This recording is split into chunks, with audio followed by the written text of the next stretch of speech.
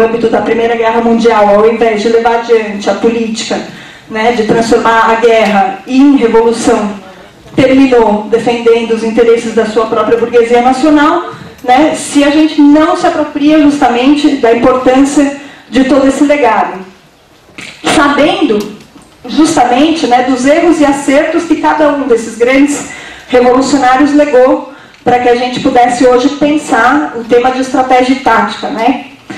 Por exemplo, sobre a Rosa Luxemburgo, a gente pode caracterizar que, se por um lado ela foi mais audaz e soube, nesse sentido, caracterizar bem antes do Lenin a questão do papel de Kautsky, por outro lado, sua grande debilidade também foi a via através da qual ela enxergava a questão da insurreição, né? E isso a levou justamente a não entender em profundidade qual tinha sido a política do Lenin no Congresso de 1903, quando ele luta, né, à frente da fração dos escristas, por um partido centralizado que pudesse, nesse sentido, golpear com uma mão apenas, e com um só golpe, né, toda a burguesia que é extremamente centralizada, que conta com um Estado centralizado, que conta com um aparato, né, profundamente concentrado, e que, enfim, naquele momento não era uma questão que era entendida pelo conjunto, inclusive dessa terceira geração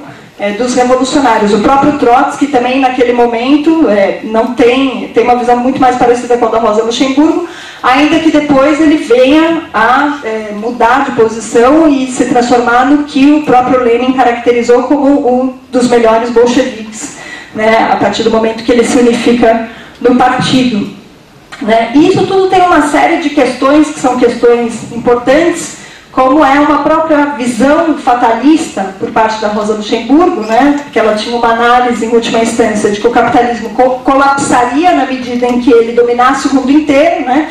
Então, tem um nexo interno, inclusive isso com a sua posição em relação ao partido, e vai ter um nexo interno também com a igualdade que ela traçava entre a greve geral de massas e a insurreição propriamente dita, né? Depois o Lenin desenvolve isso com muita propriedade, dizendo que a greve geral de massas é extremamente importante para a emancipação da classe trabalhadora e da luta revolucionária, mas que ela leva diretamente à questão de que é necessário que uma vanguarda consciente, organizada em partido, possa contribuir com essa greve geral, transformando-a, né, transformando essas tendências à constituição de um organismo de duplo poder e levando ao armamento dessa mesma classe trabalhadora.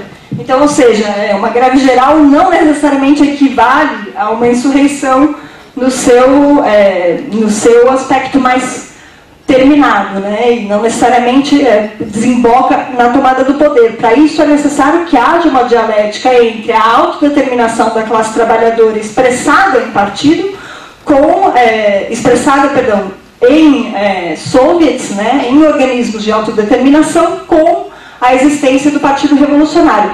E o Trotsky e o Lenin sempre valorizaram essas questões sem nunca confundir um com o outro. Por exemplo, para o Trotsky, a questão do soviet como uma via de fazer com que a libertação dos trabalhadores fosse obra dos libertadores mesmos, nunca foi uma questão instrumental, como depois acabou se transformando no trotskismo que se seguiu durante a Segunda Guerra Mundial, que infelizmente não esteve à altura de conseguir dar seguimento, em termos estratégicos, a esse legado que tinha sido nos deixado pelo Trotsky, né? Por exemplo, existe todo um debate em torno da questão do partido, em torno da questão da importância dos soviets, entre o Mandel, que foi um dos trotskistas mais importantes, depois da morte do Trotsky, né, no segundo pós-guerra, com o Moreno, que é o fundador da corrente, o fundador histórico da Vichy, corrente da qual faz parte o Valério Arcari, né, no qual, na minha visão, terminava vulgarizando muito, que era o Mandel, a questão dos soviets, né, inclusive mesclando a estratégia dos soviets com o eurocomunismo e com o sufrágio universal,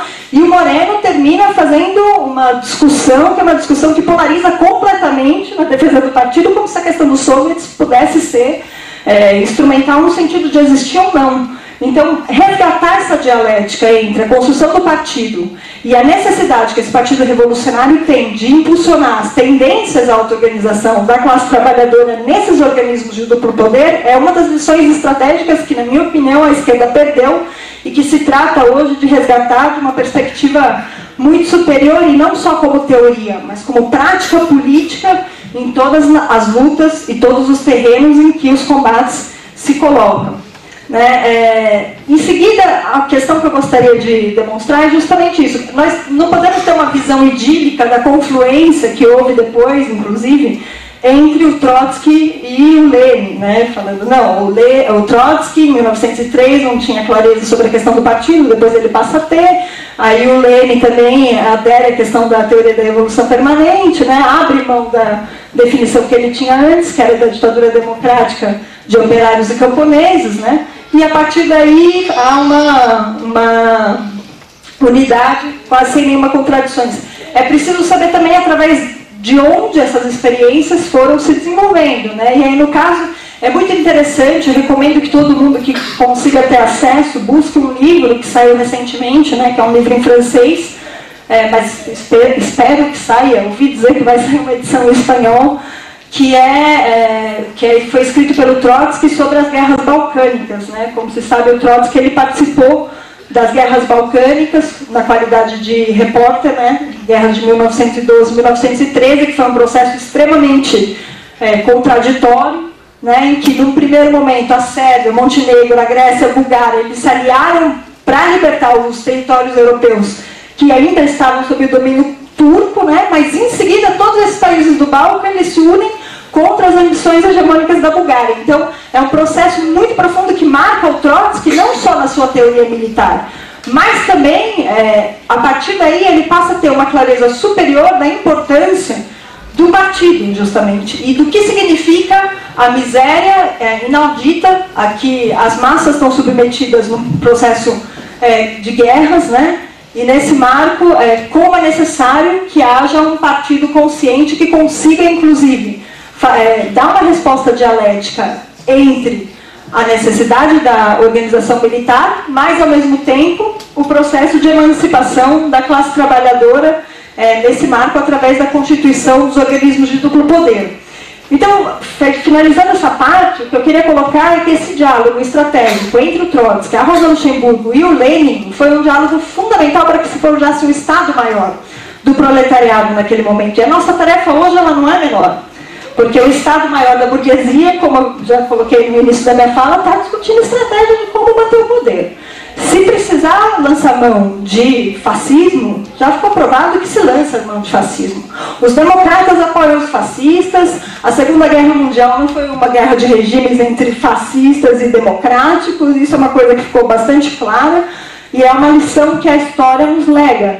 Então, por isso é necessário restituir esse diálogo entre, a partir de uma apropriação não dogmática desse legado, feito entre a Rosa, Luxemburgo, o Trotsky e o Lenin, e aí, como, enfim, eu tinha anunciado desde o começo, falei em off ali para Bia lá embaixo, falei, olha, Bia, você sabe que você me convidou, eu vou colocar polêmica, o Valério também me conhece, eu acho que esse é o grande objetivo. Eu acho que esse é o grande objetivo da fala, mas antes da polêmica, ressaltar que se a gente também pensa em resgatar a tradição do Trotsky e a trajetória do Trotsky como um grande orientador para responder os desafios que estão colocados hoje, isso também se deve à exemplar luta que o Trotsky deu contra o stalinismo. Existe toda uma ampla gama de intelectuais e autores que são interessadíssimos em esconder esse legado, em colocar que não houve uma oposição revolucionária ao stalinismo, que é uma mentira da grossa. Inclusive, a minha impressão é que justamente porque houve, é que ele é tão negado na academia, porque não se discute Trotsky em lugar nenhum. Nunca tive a notícia de que em alguma aula de sociologia ou de história, se tiverem, me convidem que eu vou feliz da vida, por favor. A Bia está dizendo que deu e eu acredito nela, mas fora ela, não conheço. E quem conhecer, que faça muito alarde sobre isso, porque vai ser uma exceção.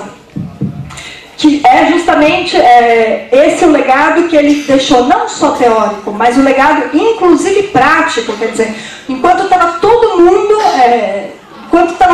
capitulando, se calando frente à política criminosa que o Stalin levou adiante, na Revolução Chinesa de 1926, que culminou no assassinato de 547 mil operários chineses, foi o Trotsky que se levantou para colocar que era necessário discutir, parar tudo e discutir qual era a política necessária a se levar adiante. Quando o Stalin estava apoiando o Comitê Anglo-Russo, deixando de denunciar, né, e impondo essa política para todos os PCs mundiais, de que a permanência da unidade com as trade unions inglesas estava levando ao fim da greve geral inglesa e à traição de todo esse processo, foi o Trotsky que levantou essa discussão. Foi o Trotsky que deu esse combate, foi o Trotsky que viu um a oposição de esquerda sendo morta, lançada nos campos de concentração, e é essa moral que a gente tem que hoje se apropriar e conhecer. Porque é isso que permite saber que marxismo não é igual a stalinismo. E é esse o legado fundamental que a gente tem que tornar vivo. E esse legado viveu nas lições da Quarta Internacional e na elaboração da teoria da Revolução Permanente, que eu vou agora aqui colocar de maneira bem geral e sem dúvida nenhuma vulgarizando muito a importância e os fundamentos que ela tem, mas que legou toda uma via de revolução para os países de capitalismo, de desenvolvimento atrasado, mas também para os países de capitalismo centrais, colocando justamente o papel que cumpria a burguesia nesses países que já nascia totalmente submissa às burguesias imperialistas e que, por mais que o processo revolucionário começasse pela via das demandas democráticas, ele tinha que culminar na Revolução Socialista, porque o seu sujeito era a classe trabalhadora, já que a burguesia nesses países é vil e covarde, como a gente vê hoje em vários processos que se abrem, como é o caso, por exemplo, dos processos da Primavera Árabe, onde a gente vê os dirigentes dos conselhos e os dirigentes, enfim, de todos esses processos, negociando com a OTAN a impossibilidade de que a libertação nacional na Líbia seja obra dos próprios líbios. E esse é um dos grandes debates que a gente tem com o PSTU, que a gente tem com a LIT, né, que é justamente pensar como a teoria da evolução permanente ela segue extremamente vigente contra, né, a proposta de revisionismo feita pelo Moreno, que foi o fundador da LIT, que é a teoria da evolução democrática, que dizia que onde existe ditadura, né, você poderia, a luta pela democracia, ainda que formal, ainda que nos marcos da democracia liberal seria um grande avanço. O que a gente vê hoje, nesse momento, é justamente a negativa de tudo isso.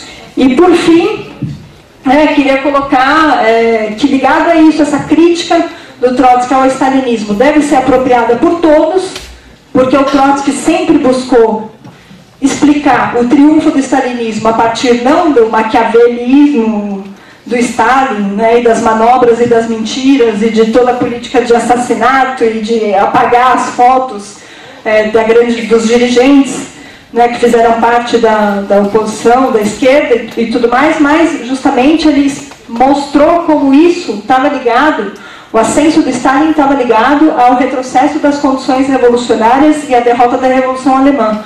Então, nesse marco, ele sempre buscava ver na materialidade da situação concreta as contradições que tinham muito mais importância do que as manobras de aparato. E por isso é que as suas lições são tão válidas.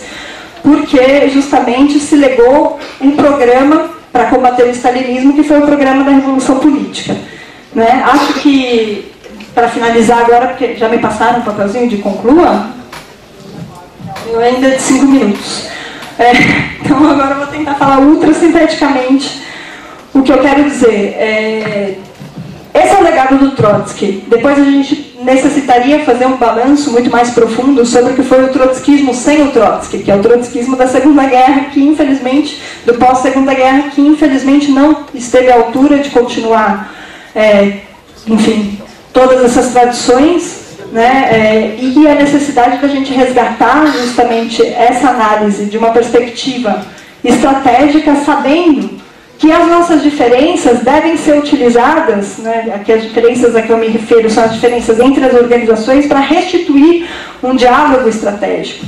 Né, e de que nesse marco, por exemplo, quando a gente abre essa discussão sobre a diferença que a gente tem com a LIT, com o PSTU, em relação à posição que os companheiros levantaram na Líbia, né, de dizer que foi um grande triunfo a queda do Gaddafi na Líbia, ignorando a questão de que isso se deu a partir do armamento da OTAN, de como a gente busca discutir hoje, né, como é equivocado apoiar um governo genérico das esquerdas na Grécia, né, porque vocês sabem que hoje a perspectiva é que o Syriza, que é uma coalizão que reúne mais de 30 organizações, possa ganhar as eleições, e aí a política que os companheiros vêm levantando é um governo das esquerdas. Esse governo das esquerdas, por fora justamente de uma mobilização, uma estratégia de dependência de classe levada adiante pelo conjunto da classe trabalhadora, leva a nada mais nada menos que a um desvio e a ilusões de que é possível, pela via do regime, se barrar os grandes ataques que estão sendo agora perpetrados pela Troika. E isso não vai ser possível. Barrar os ataques que estão agora se forjando com a Troika, com a dona Merkel, só vai ser possível a partir do momento em que a classe trabalhadora passa a ter confiança nas suas próprias forças.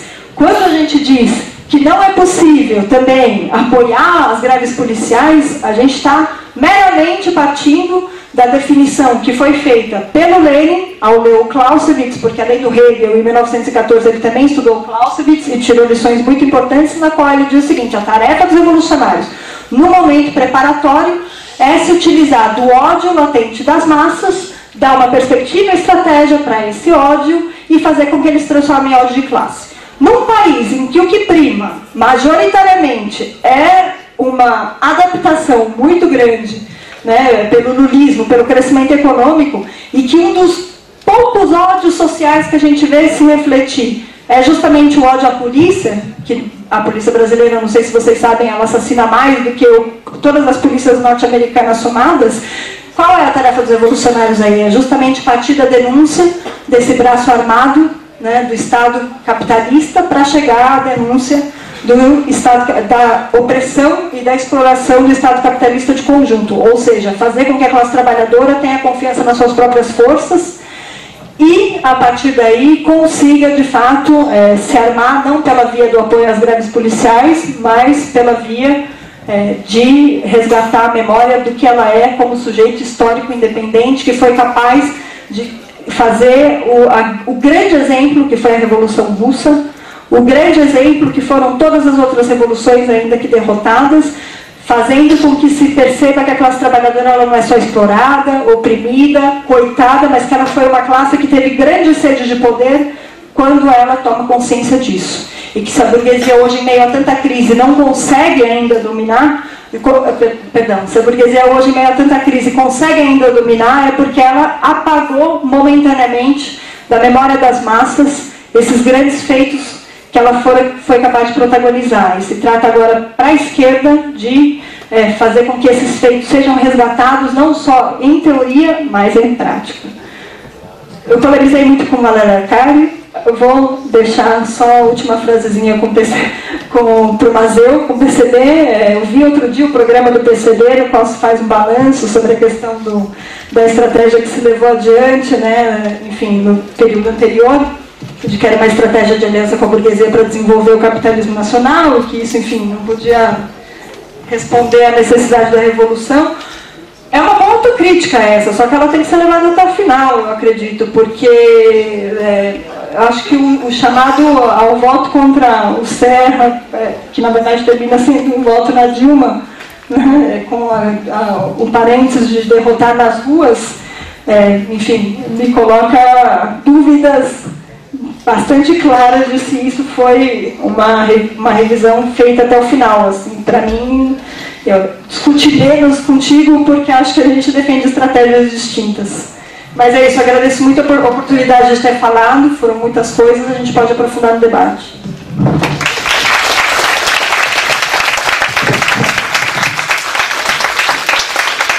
Obrigada, Simone. Agora nós vamos passar a palavra para o Valério Arcari, que também terá seus 30 minutos, e os papeizinhos também vão para lá e para cá, e depois eu passarei a palavra para o Heber, que fará a coordenação dos debates, com as intervenções da plenária, tá bem?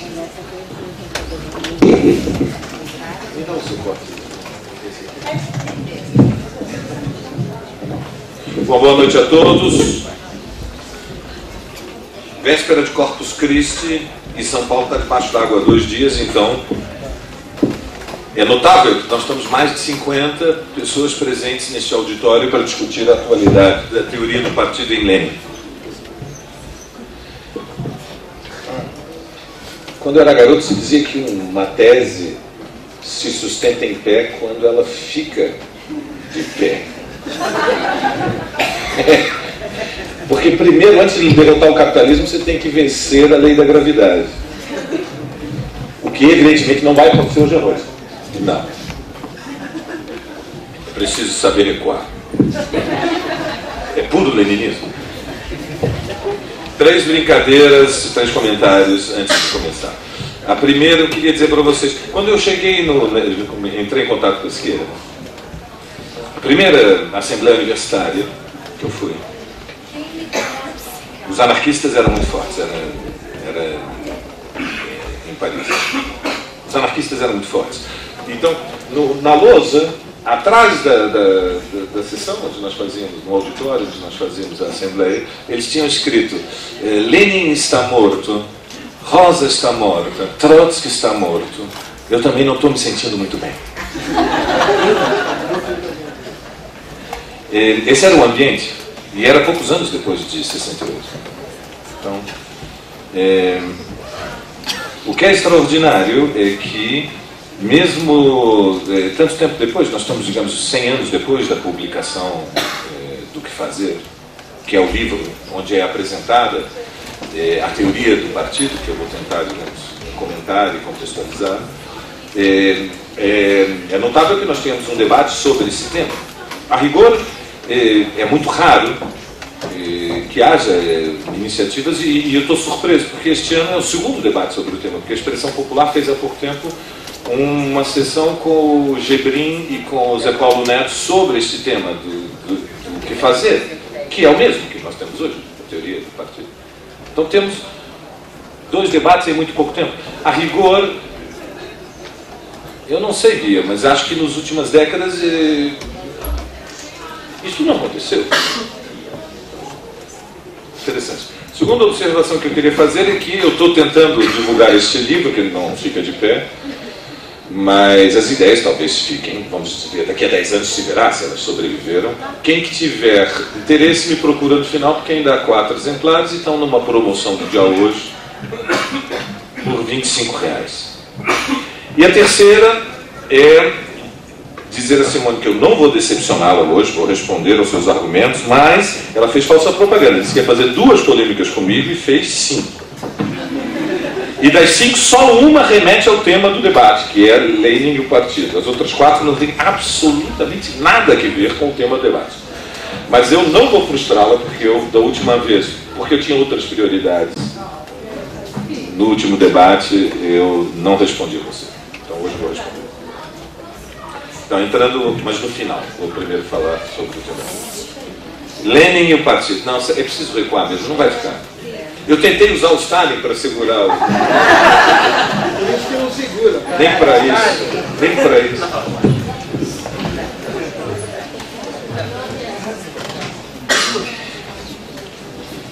Para compreender a interpretação que eu faço, isto é extremamente polêmico, então há uma hemorragia de elaborações sobre esse tema do leninismo. Eu vou tentar, digamos, contextualizar os campos.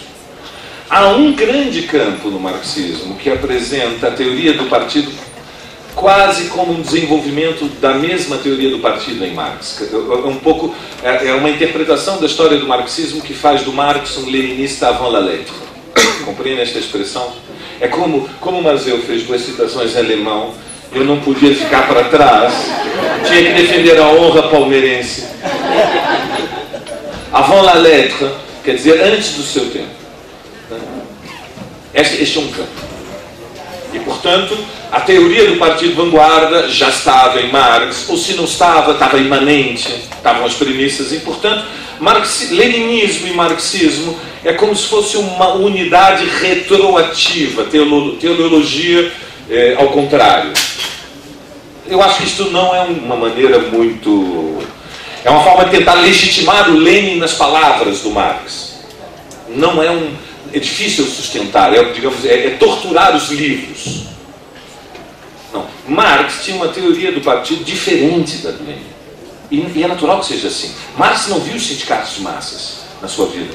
Marx não viu partidos operários legalizados que conseguiam ter 5, 10, 15% dos eleitores, porque durante a vida de Marx, a classe operária, à exceção da Inglaterra, praticamente não tinha direito de voto em quase nenhum país, e quando teve foi por um período muito breve.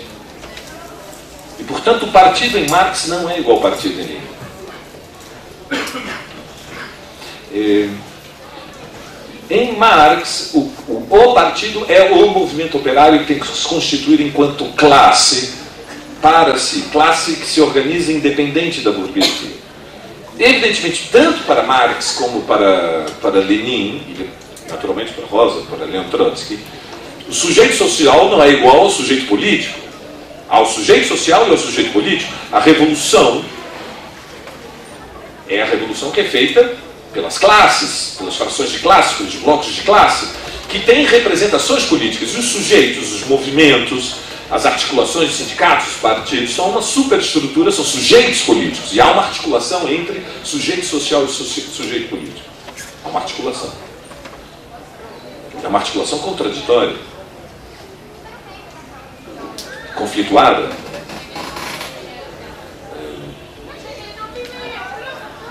Mas em Marx, o partido é o movimento proletário. E o marxismo é uma tendência dentro do movimento proletário. Isto não é nenhuma interpretação que eu pessoalmente estou fazendo. Veja, no livro de juventude, Marx, no manifesto, assinala o Partido Comunista é uma tendência dentro do Partido Operário. E os comunistas não se organizam separados do movimento operário, mas sim como uma tendência dentro do Partido Operário.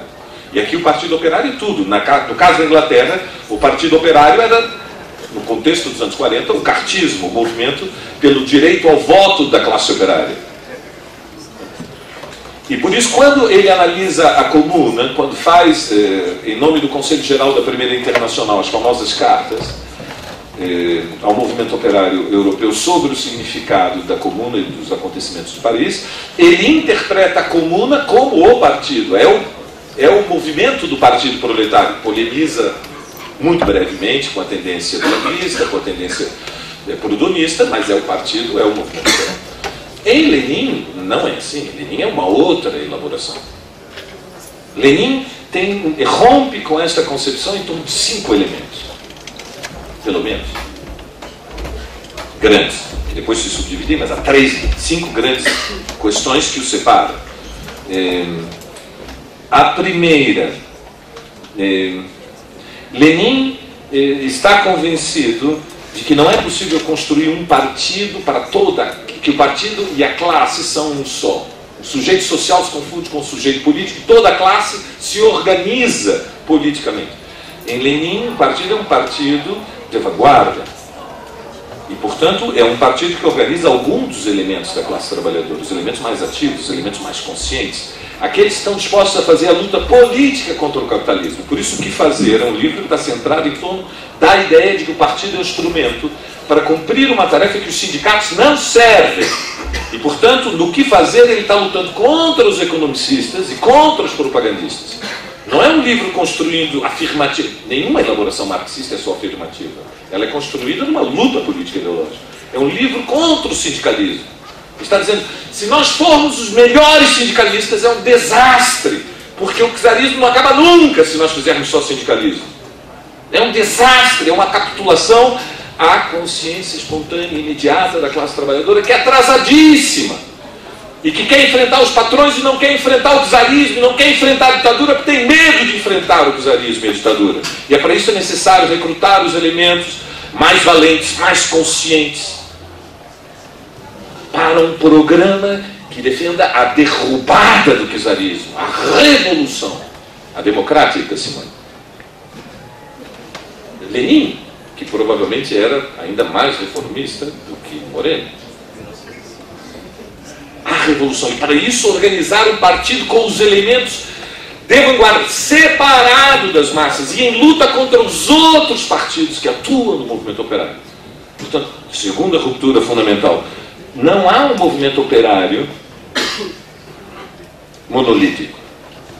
Há várias tendências. O marxismo é uma, e está em luta contra as outras. Em luta. Luta política, ideológica, está em disputa pela direção. E, portanto, a classe operária não é mais vista, como era vista no século XIX, pelos fundadores do movimento operário moderno, como uma classe homogênea. É vista como uma classe heterogênea, que tem no interior dela diferenciações sociais. E as diferenciações sociais levam a diferentes tendências, tendências moderadas, tendências revolucionárias, tendências ultra-revolucionárias. Várias tendências no movimento operário. O marxismo é um programa que corresponde a um projeto histórico para o proletariado, mas ele não se apresenta, não se proclama, não reivindica para si o monopólio da representação do proletariado. Ou seja, em Lenin fica claro que não é possível a existência de um só partido operário. E o que fazer é esta luta. O que Lenin não imaginava é que a influência de ideias reformistas, ideias não marxistas, era tão grande que uma parte do reformismo ia se vestir com as palavras do marxismo para defender a reforma do capitalismo. E por isso foi com surpresa que houve a ruptura no Congresso de 1903. Sabem por que rompe o Congresso de 1903? Rompe, em primeiro lugar, porque não havia partido. Não havia partido. Havia dezenas de organizações independentes que não tinham um centro. Os escristas, como Simone recordou, eram uma tendência dentro do Congresso. Aliás, os escristas chegam mais ou menos juntos. Portanto, Martov com Lenin, Plekhanov com Lenin, explode tudo na discussão do artigo sobre quem é membro do partido e quem decide do partido.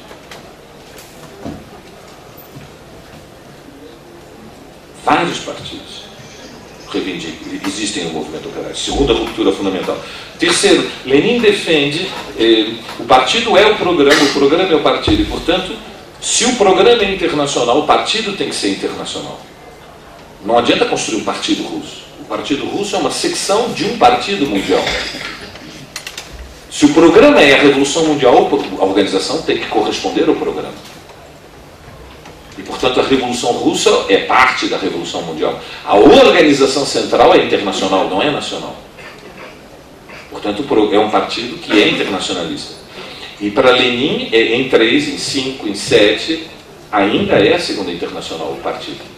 É a segunda. E quando ele chega à conclusão que não é a segunda, ele imediatamente propõe construir a terceira. A famosa conferência de Zimmerwald é uma conferência na qual os leninistas lutam contra todos os outros internacionalistas, que havia vários, entre eles Trotsky, que eram contra construir a terceira internacional. Por quê? Porque achavam que não havia condições, por considerações.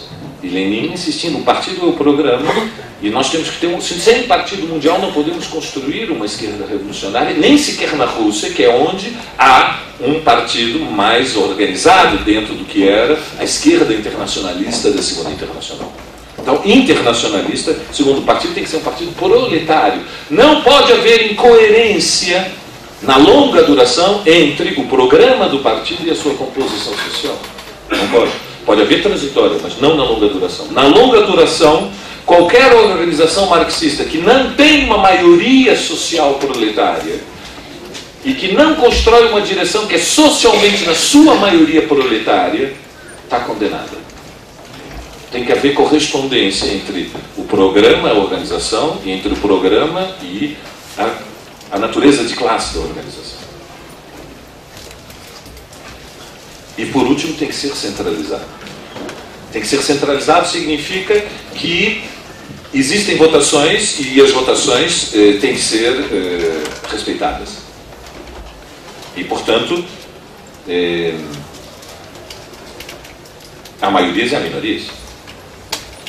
E quando se perde a votação, se perde a votação. E se respeita a vontade da maioria, e se aplica uma linha política, e depois, se ela se demonstra equivocada, se corrige. E veja, não porque... Sempre há uma crítica como o leninismo, que é a acusação de que Lenin pensava que era possível construir direções infalíveis. Lenin nunca afirmou isso. Ao contrário, a história do Partido Bolchevique é a história de uma luta política tremenda, em que grande medida de todo o processo histórico os bolcheviques erraram politicamente, e só perceberam que erraram depois. Por exemplo, os bolcheviques não eram entusiastas dos conselhos dos soviets na Revolução de 1905. Bogdanov, a quem era o principal inimigo do livro da polêmica interna, o empirocraticismo, esse livro que você gosta. Ninguém gosta desse livro, só você gosta. Mas enfim, Bogdanov, talvez tenhamos que ler, porque Bogdanov era um ultra-esquerdista.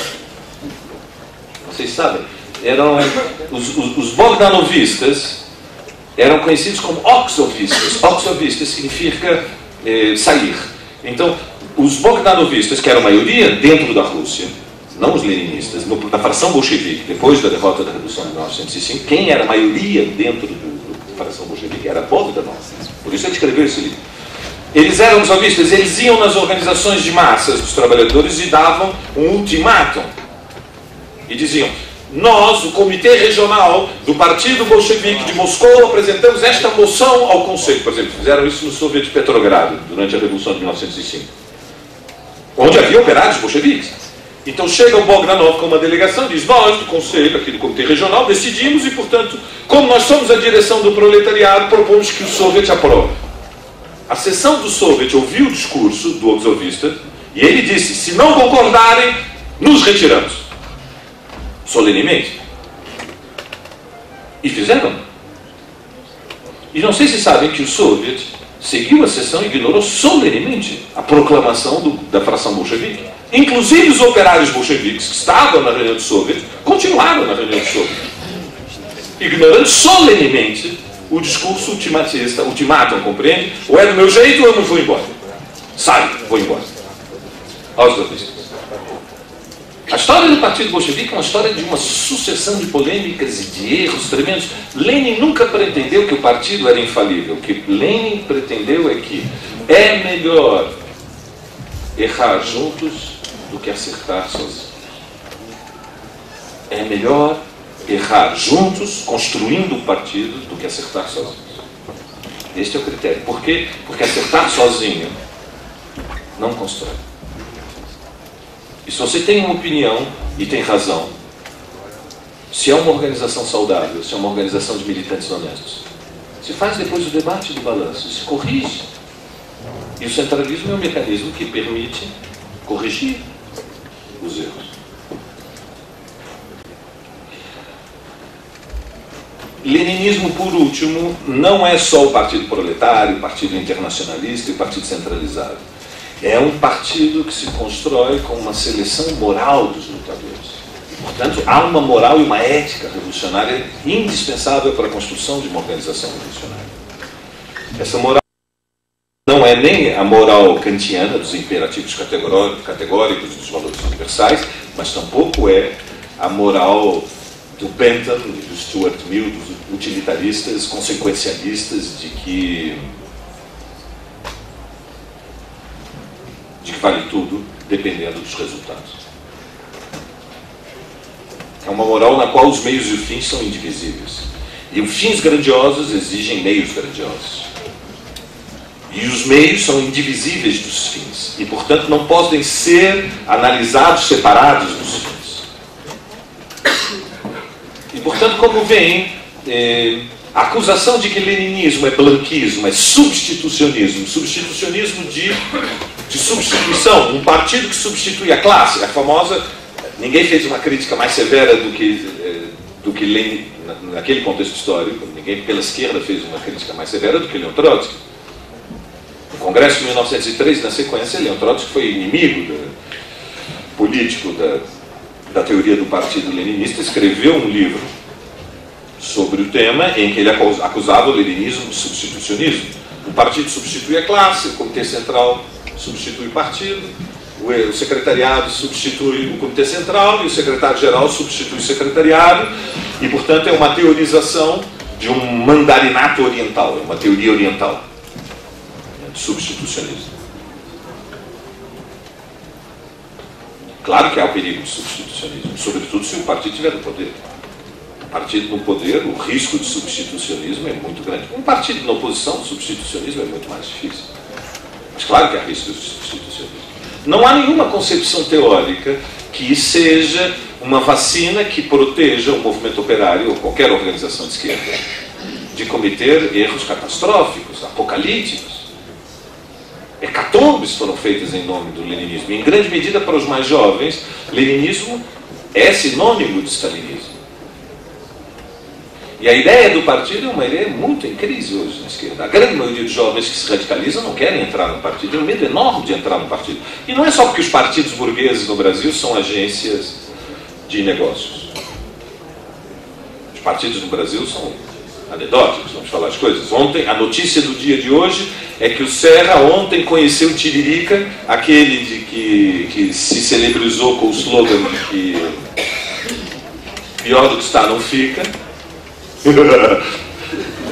O que é evidentemente de uma espantosa ingenuidade. Como todos nós sabemos, tudo pode sempre ficar pior do que está. Tudo. E ontem, alegremente, o Serra se abraçou com o Tiririca. Então a política burguesa é uma coisa espantosa. Eu vi que outro dia no debate o Fernando Haddad encontrou o Gabriel Chalita e confraternizaram alegremente. O Chalita, pelo amor de Deus.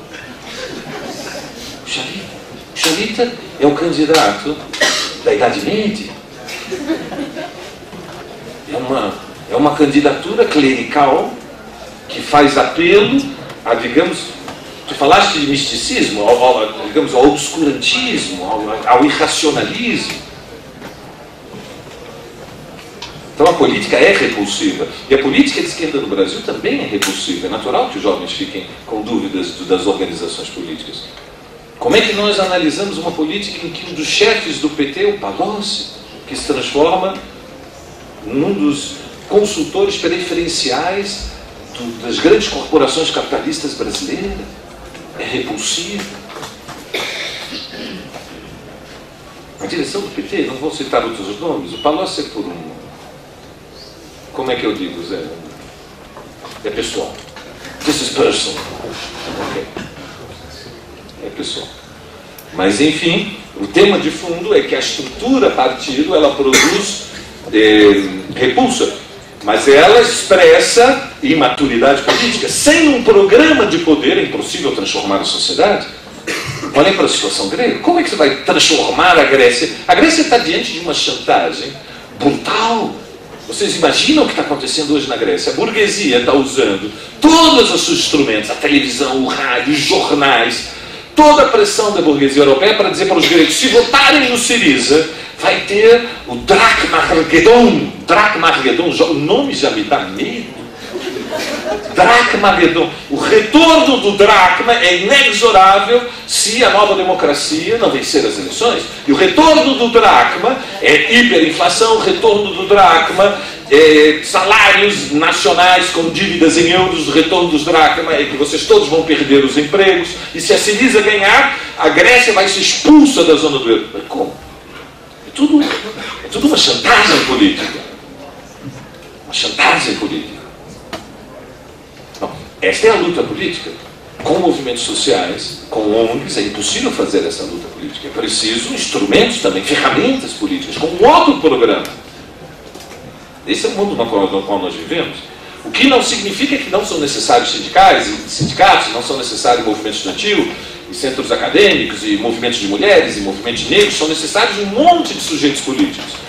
Cada um com o seu programa, mas evidentemente o perigo de todos estes movimentos sociais é que o sindicato dos professores vire um partido político, que é um perigo que o ANDES sofre. Para falar as coisas como são, o ANDES é um sindicato nacional de professores, mas tem uma forte tendência a ter opinião sobre tudo, o que não é próprio de um sindicato. Como o movimento de mulheres sofre, o movimento de mulheres tem fortes tendências, quando é sexista, a se transformar num partido de mulheres. Como o movimento negro sofre. Quando ele tem um programa somente para a questão negra, tende a se transformar num partido de negros, que quer impor uma república negra. Muito bem. O marxismo tem um outro programa. Ele é a favor das reivindicações das mulheres, ele é a favor das reivindicações dos negros, mas ele tem um programa contra a propriedade privada e afirma que para lutar contra todas as opressões é preciso libertar a humanidade. Em princípio, é o proletariado que faz esse movimento como, digamos, a classe mais determinada, libertar a humanidade do que é o domínio da propriedade privada, ou do capital, se quisermos, que a propriedade privada é a forma jurídica do capital. Sem a destruição do capital, não há como ir além dos limites que o capitalismo impõe para os negros, para as mulheres, para os ecologistas. Agora, um partido ecológico vai a algum lugar? Partido de mulheres, vai? Partido negro, um partido estudantil, partidos aposentados. Não. É necessário um programa com universalidade. Com universalidade, tem um projeto para a sociedade, por isso um partido. Em Rosa, o tema é diferente. Para Rosa, o partido não é mais um movimento de Marx, mas o partido não é o partido de vanguarda centralizado de Lenin. Ela acusa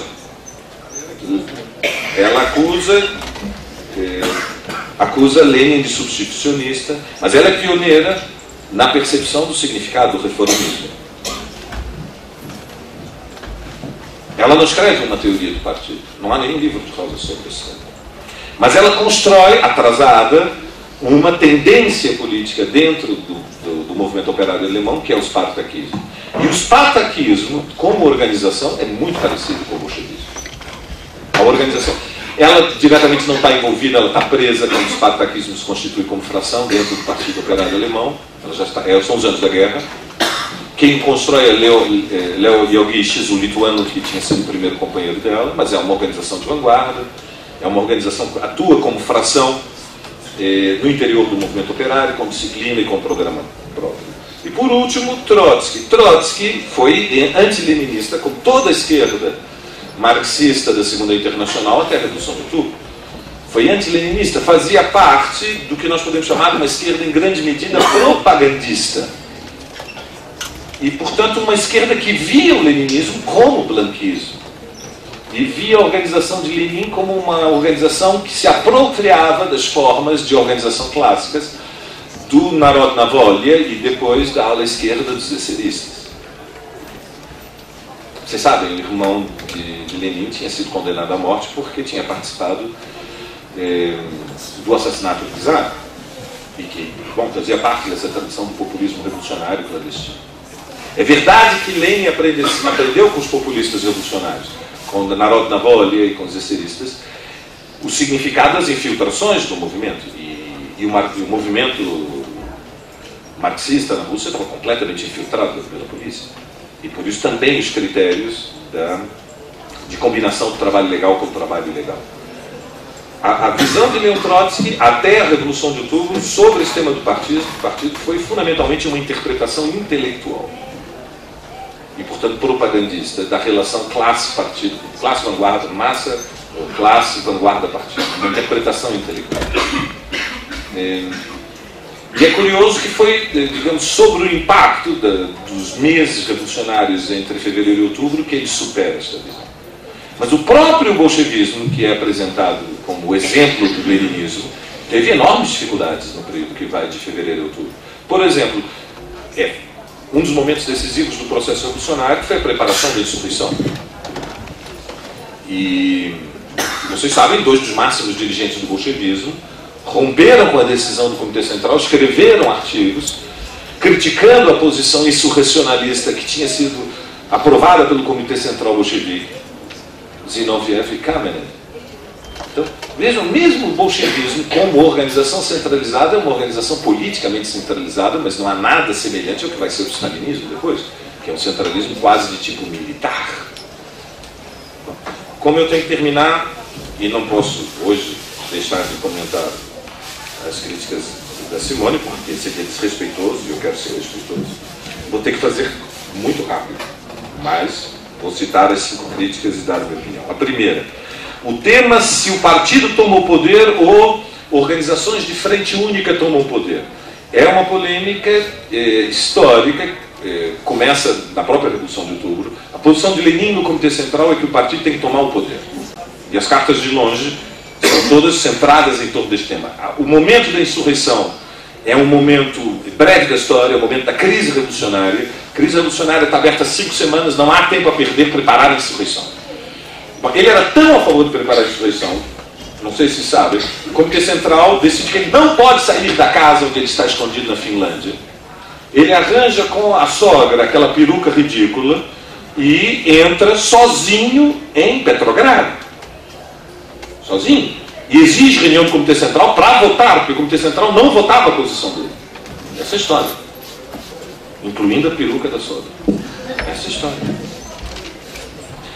Quem defende no Comitê Central que a data da insurreição tem que ser a data da abertura do Congresso Nacional dos Conselhos dos Soviets de toda a Rússia é Leon Trotsky.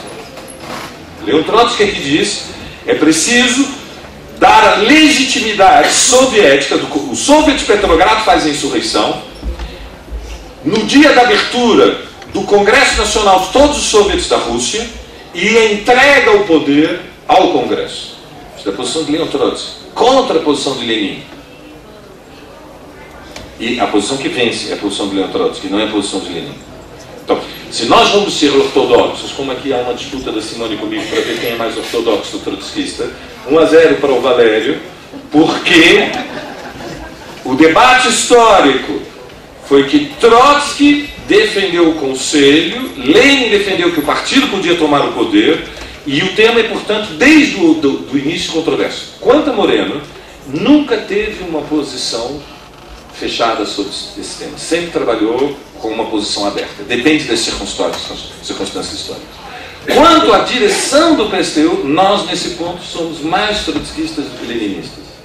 Nós achamos que a experiência histórica sugere que uma revolução operária deve ser liderada pelas organizações da Frente Única e o partido não deve tomar a iniciativa de tomar o poder. E se o fizer, se eventualmente a história caminhar nessa direção, deve devolver o poder aos organismos da Frente Única. Essa é a posição do PSTU, não a do Moreno. E muito menos a do Lenin. Segundo tema, este é diz respeito ao nosso tema de hoje. O trotskismo do pós-guerra e a revolução permanente. É evidente que há revoluções democráticas, Simone, não é um problema de... Os marxistas, nós não temos direito de brigar com a realidade. Nós temos que aceitar as coisas, olhar a realidade. Há uma onda de revolução no Oriente Médio que, por uma série de circunstâncias históricas, que seria um tema de um outro debate, mas remetem ao atraso, ao fato da maioria da população ser semi-proletária, ao fato do proletariado ser minoritário. Essa revolução democrática, primeiro, é muito difícil. Como o Zé, o ano passado, num debate, alertava com razão. No Egito caiu o governo, mas não caiu o regime. Caiu o governo, mas não caiu o regime. Para verem como o processo da Revolução Democrática é difícil e ainda está em curso. E a Revolução Democrática, ou seja, a Revolução Política, é o momento da Revolução Social. No século XX, pelo conteúdo social anticapitalista de quem faz a Revolução, toda a Revolução Política que tem como objetivo derrubar uma ditadura tirânica, ameaça colocar em questão as relações sociais dominantes, ou seja, a propriedade privada. Ameaça. Pode ou não avançar nessa direção? Pode ou não. Então, primeiro, claro que a teoria da revolução permanente, não vejo em que sentido ela é contraditória com o fato de que um processo revolucionário, num país retardatário, começa na forma política de revolução democrática. Estou mesmo encerrando, não vou comentar mais esse tema. Segundo, me parece evidente que houve um triunfo parcial da Revolução Democrática contra Mubarak, contra Ben Ali, contra Gaddafi, e no Iêmen, muito mais parcial, e está em disputa se vai haver uma vitória democrática ou não contra Assad. Agora, não me parece nem remotamente aceitável a posição, infelizmente, dominante hoje nos antigos partidos comunistas.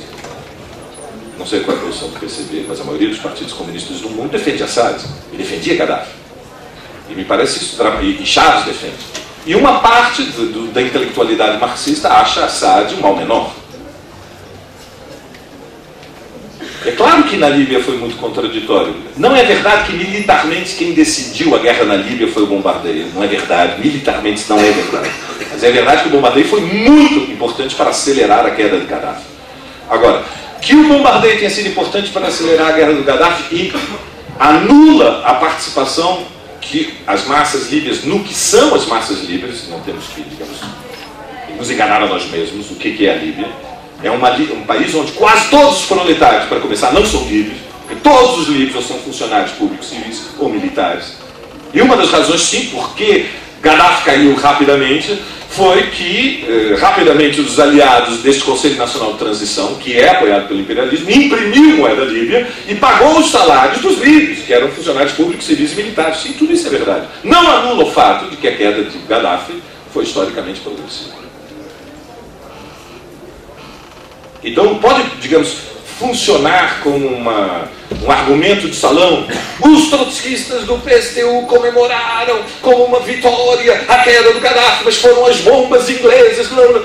É um argumento de salão. É pura escolástica marxista. Não vamos a lugar nenhum. O problema de fundo é outro. O fato de haver limites nas revoluções democráticas, são revoluções de fevereiro, não significa que elas não são revoluções. Ou vocês acham que não havia limites na Revolução de Fevereiro russa? A Rússia não tinha limites? Ah, não! Então derrubaram o czar e puseram de primeiro-ministro um príncipe que diz que a primeira tarefa da Rússia democrática e republicana era continuar na guerra junto com os aliados. Grande Revolução de Fevereiro russa. Que beleza! Um príncipe para continuar a guerra. Então a de fevereiro russo é maravilhosa. Todas as de fevereiro depois dos russos, são uma porcaria de revoluções políticas democráticas. Um minutinho, o problema não é esse. O problema é que nós sabemos que fevereiro virou outubro. Por quê? Porque havia bolchevismo. E não vai virar. O fevereiro no Egito não vira outubro fácil. Aliás, está difícil virar um fevereiro musculoso, democrático. Está difícil derrubar os carros. Está difícil derrotar Tantaú. Depois o tema do governo de Siriza. Se nós apoiamos o governo de Siriza, depende. Aí, repito, vou brincar de leninismo com você, Simone. Por exemplo, você sabe o que Lenin dizia na Conferência de Abril, quando ele derrotou a maioria bolchevique, o que era a proposta que ele fazia ao governo de Kerensky, que na época era o primeiro ministério Kerensky, governo, portanto, dos reformistas que mantinham a Rússia na guerra.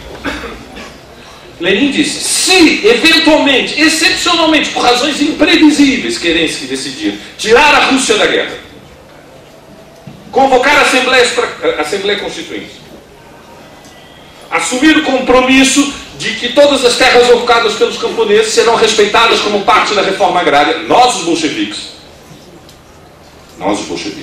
não entraríamos no seu governo, mas seríamos uma oposição leal. Daríamos uma trégua a este governo. A oposição leal é uma trégua.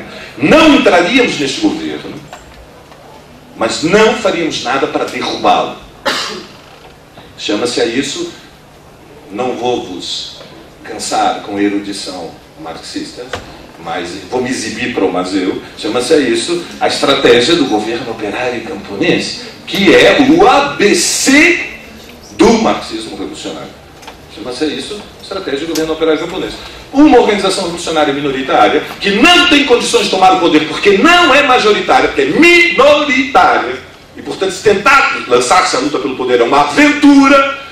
Quando organizações majoritárias entre os trabalhadores têm muita influência, apresentam para esse governo um conjunto de exigências de se vocês fizerem isso, se vocês fizerem isso, se vocês fizerem isso, que não é o meu programa, mas é um programa que os trabalhadores querem. Nós não entraremos nesse governo, mas não iremos derrubá-lo. Seremos oposição leal. E se isso eventualmente acontecer, é um governo operário camponês. Isso nunca aconteceu historicamente. Aconteceu, claro. É o governo de Fidel Castro em Cuba. Foi o governo operário camponês. Aconteceu, aconteceu. Era excepcional, absolutamente excepcional. Mas já aconteceu na história. E em relação a Siriza, o que há que fazer? É a mesma coisa. Siriza tem que vencer as eleições. Agora, o governo de Siriza é um governo revolucionário da ditadura do proletariado? Claro que não é. Siriza são os eurocomunistas do PC grego, pelo amor de Deus. Tem ideia do que é o PC grego? O PC grego, no Museu do Stalinismo Internacional, é a sala que fica depois dos fósseis búlgaros. Tem a sala dos fósseis búlgaros. Você passa a sala dos fósseis búlgaros, você encontra o PC da Grécia. Tá bom? Essa é a minha opinião do PC da Grécia. Mas eu não se enerve, senão eu te entrego. Muito bem. A ruptura deles pela direita são os economistas de Siriza. E por último, as greves policiais, que aí, digamos, é um momento do clímax, ela está há 10 anos para me falar sobre isso. Vou contar uma história muito breve, que acho